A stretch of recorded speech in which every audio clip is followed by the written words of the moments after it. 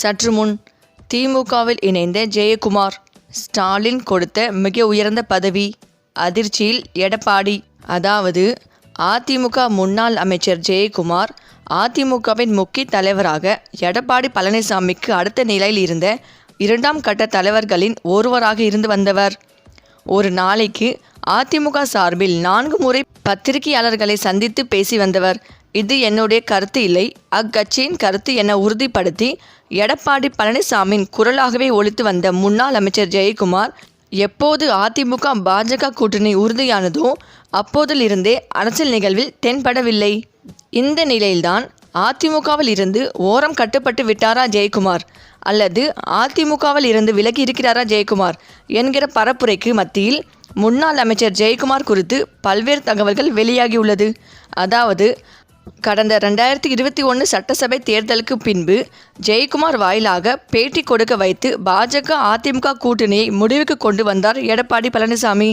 அதில் 2021 சட்டசபை தேர்தலில் அதிமுக தோல்விக்கு காரணமே பாஜகவுடன் கூட்டணி அமைத்ததுதான் என்றும், ராயபுரம் தொகுதியில் முடிசூடா மன்னனாக இருந்த அதிமுக தோல்வியடைய காரணமே பாஜகவுடன் கூட்டணி அமைத்ததுதான் என பகிரங்கமாக பேசியிருந்த ஜெயக்குமார், இந்நிலையில் கடந்த சில மாதங்களுக்கு முன்பு அதிமுக பாஜக கூட்டணியை உறுதி செய்ய ஒரு அதிமுக குழு டெல்லி சென்றபோது அதில் ஜெயக்குமார் இடம்பெறவில்லை. மேலும் அதிமுக பாஜக கூட்டணி உறுதி செய்த பின்பு இதுவரை அந்த கூட்டணி குறித்து வாய் திறக்காமல் இருந்து வரும் ஜெயக்குமார் அதிமுக சார்பாக நடக்கும் எந்த நிகழ்வுகளிலும் தென்படவில்லை. இந்த நிலையில் அதிமுகவில் உயர் பதவி கிடைக்கும் என எதிர்பார்த்த ஜெயக்குமாருக்கு ஏமாற்றமே மிஞ்சியது.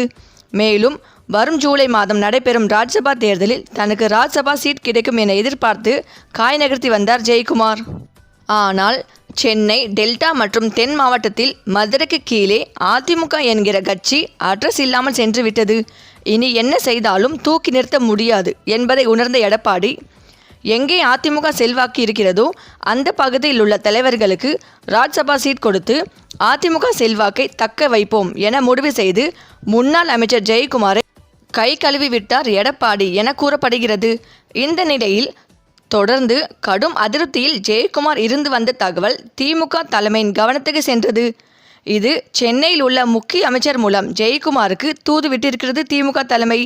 இதில் முன்னாள் அமைச்சர் ஜெயக்குமார் வரும் 2026 சட்டசபை தேர்தலில் ராயபுரம் தொகுதியில் போட்டியிட சீட் வழங்கி அமைச்சர் பதவி கொடுத்தால் திமுகவுக்கு வருவதற்கு தயார் என தெரிவித்ததாகவும், அதற்கு போட்டியிட சீட் உறுதி, வெற்றி பெற்ற பின்பு அமைச்சர் பொறுப்பு குறித்து பேசிக்கலாம் என திமுக தரப்பில் தெரிவிக்க அதற்கு ஜெயக்குமார் பச்சை கொடி காட்டிவிட்டதாக கூறப்படுகிறது.